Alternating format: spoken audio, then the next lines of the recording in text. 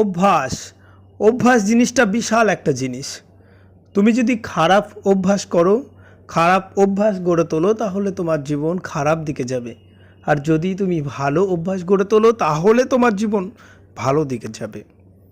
প্রথমত কথা হচ্ছে, আমাদের হ্যাবিট যেটা বলছে আমরা নিয়মিত পরিবর্তন করতে পারি। কালাম স্যার বলেছেন, তুমি তোমার ভবিষ্যৎ পরিবর্তন করতে পারবে না, কিন্তু তুমি তোমার অভ্যাসকে পরিবর্তন করতে পারো। যে অভ্যাস তোমার ভবিষ্যৎ পরিবর্তন করে দেবে। এবার কথা হচ্ছে, আমরা যখন অভ্যাস পরিবর্তন করতে যাব কিভাবে করব। তার আগে আমি বলি, অভ্যাস আমাদের যে কি গড়ে তুলতে পারে, অভ্যাসের কারণে আমরা কি পেতে পারি, সেটা নিয়ে একটা ছোট্ট গল্প বলি। এক কুস্তিগীর এক জায়গায় ঘোষণা করে দিল যে আমি একটা লেবু চিপে দেব, এই লেবুটা চেপার পর কেউ যদি সেই লেবু থেকে চিপে 1 ফোঁটা রস বার করতে পারে, তাকে আমি 1 কোটি টাকা দেব। এবার প্রচুর লোক সেখানে, অনেকেই চেষ্টা করলো, কিন্তু কোনো রসই সেখান থেকে বার করতে পারলো না। কারণ কুস্তিগীরের শরীরে প্রচুর জোর, সে নিজের সমস্ত শক্তি দিয়ে সে লেবুটা চিপে রসটাকে বার করেছে। কিন্তু সেখানে থাকা একটা ব্যক্তি উঠে এসে অনায়াসে 3-4 ফোঁটা রস সেই লেবু থেকে বার করে দিল। যখন কুস্তিগীর তাকে জিজ্ঞাসা করলো অবাক হয়ে, যে আপনি এই লেবু থেকে কিভাবে 3-4 ফোঁটা রস বার করতে পারেন, তখন ওই ব্যক্তি বলে, আমি দীর্ঘ 15 বছর ধরে শরবত বিক্রি করছি, আর আমি যতটা পারি লেবু চিপে চিপে দিই। এই লেবু চিপে চিপে লেবু চেপার অভ্যাসটা আমার এমনভাবে হয়ে গেছে যে আমি যে কোনো লেবু থেকে তার সমস্ত রসটুকু নিংড়ে বার করতে পারি। এটাই হচ্ছে আমাদের অভ্যাস। আমরা যখন নিয়মিত অভ্যাসে পরিণত করব কোনো জিনিসকে, সেটা আমাদের অটোমেটিক হবে এবং শক্তিশালী হবে।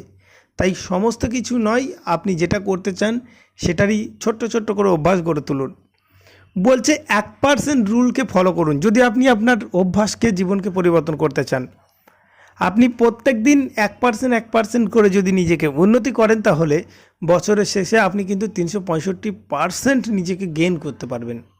অনেকটা পরিবর্তন দরকার নেই, 1% করে উন্নতি করুন নিজেকে। ছোট ছোট উন্নতি কিন্তু লক্ষ্য, আপনি যখন দেখবেন ছোট ছোটোভাবে আপনি নিজেকে উন্নতি করবেন, তখন আপনি বুঝতে পারবেন না। ছোট ছোট পাথরের টুকরো দিয়েই একটা পাহাড়ের তৈরি, পাহাড় সৃষ্টি। কিন্তু ওই ছোট পাথরটা যদি না থাকে, তখন মূল্য বোঝা যায় যখন পাহাড়ের নিচে থেকে একটা ছোট্ট পাথর সরে গিয়ে ওপরের পাথরগুলো ধসের আকারে নেমে আসে। এটাই হচ্ছে প্রধান জিনিস। আমরা ছোট জিনিসগুলোকে লক্ষ্য করি না, গুরুত্ব দিই না, কিন্তু যখন আমরা বুঝতে পারি তখন গুরুত্ব দিই। তখন গুরুত্ব দিয়ে আমাদের কোনো লাভ নেই। এবার কথা হচ্ছে, কোনো বিষয়ে আমি অভ্যাস গড়ে তুলব, যেমন পড়াশোনার বিষয়ে। আমি খাবার খেতে ভালোবাসি, তাহলে আমি রাতে যখন খেতে যাব তার আগে আমি একটা পরিকল্পনা করতাম, খাওয়ার আগে আমি 1 ঘন্টা পড়ে নেব। তাহলে কি হতো, খাওয়ার সঙ্গে আমার আর একটা অভ্যাসে জুড়ে গেল।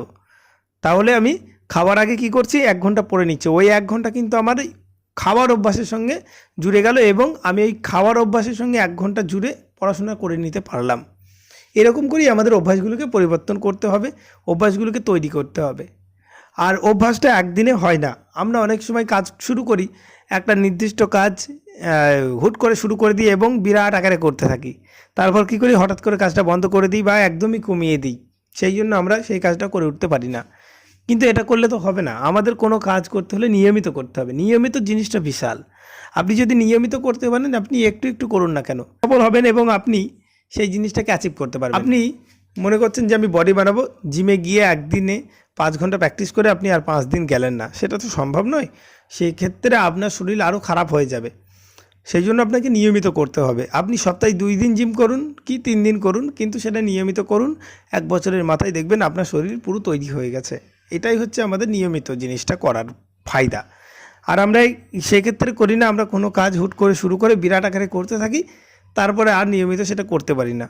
এরপরে আমরা ব্যর্থ হলে সবাইকে দোষ দিতে থাকি। কারণ মানুষের একটা স্বভাব আছে, মানুষ দেখবেন হোঁচট খেলে পাথরকে দোষ দেয়, আর ডুবে গেলে জলকে দোষ দেয়। নিজের দোষ কখনোই দিতে চায় না, কখনো দিতেই পারে না। সে নিজেকে পরিবর্তন কখনোই করতে চায় না। একটা মানুষ যদি স্বাভাবিকভাবে কোনো সমস্যা হলে সে ওয়েদার পরিবর্তন করে, বলে হাওয়া বদল করার জন্য অন্য জায়গায় চলে গেছে। পরিবারের লোকদের ছেড়ে ছুড়ে সে একালা থাকতে চায়, কিন্তু তার কোনো সমস্যাই সমাধানই হয় না, কারণ সে তো নিজেকেই পরিবর্তন করতে পারে না। আর তার সমস্যাটা সৃষ্টি হচ্ছে তার নিজের মধ্যে থেকে। তাই নিজেকে পরিবর্তন করুন, দেখুন সব পরিবর্তন হয়ে যাবে। আর আমাদের অভ্যাসটাকে গড়ে তুলতে হবে এবং নিয়মিত অভ্যাসকে আমাদের চর্চা করতে হবে। চর্চা ছাড়া কিচ্ছু হবে না। কারণ আমি একসময় এটা করতাম, এখন ছেড়ে দিয়েছি, সব শেষ হয়ে গেছে। এটা আমরা সবাই জানি। একটা বাইক বা যে কোনো কিছু টিউবের মধ্যে যদি আপনি হাওয়া ভরে রাখেন, বেলুনের মধ্যে আপনি হাওয়া ভরে ঝুলিয়ে রাখুন, দেখবেন কিছুদিন পর আস্তে আস্তে হাওয়াটা কমে যাচ্ছে। আপনি তো নতুন করে হাওয়া সেখান থেকে বার করে নেননি বা ভরেনওনি, তাহলে নির্দিষ্ট হাওয়া থাকার দরকার তো থাকবে না, কখনোই থাকবে না। সেটা আস্তে আস্তে কমে আসবে। সেই রকম আমরা কোনো একটা অভ্যাস গড়ে তুলেছি, পড়াশোনা হোক যে কোনো কিছু, যখন সেটা নিয়মিত করতাম, সেটা যতটা ছিল আমরা শেখার পরে আস্তে আস্তে যখন ছেড়ে দেব সেটা অনেক কমে আসবে। এটাই প্রকৃতির নিয়ম, এটাই আমাদের ব্রেনের রুলস। ব্রেন কিন্তু সব কিছু মনে রাখতে পারে না। আর আস্তে আস্তে প্রত্যেকটা জিনিস যখন আমরা অভ্যাস ছেড়ে দিই সেটা কমে আসে।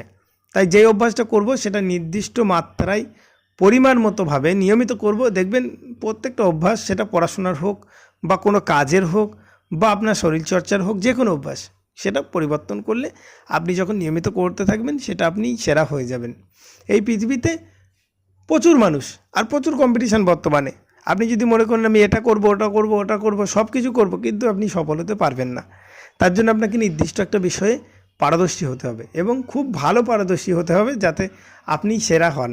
বা আপনি সেরা যদি না হতে পারেন তাহলে আপনি 2-1 জন 2-5 জনের মধ্যে যেন থাকেন, তাহলেই কিছু করতে পারবেন।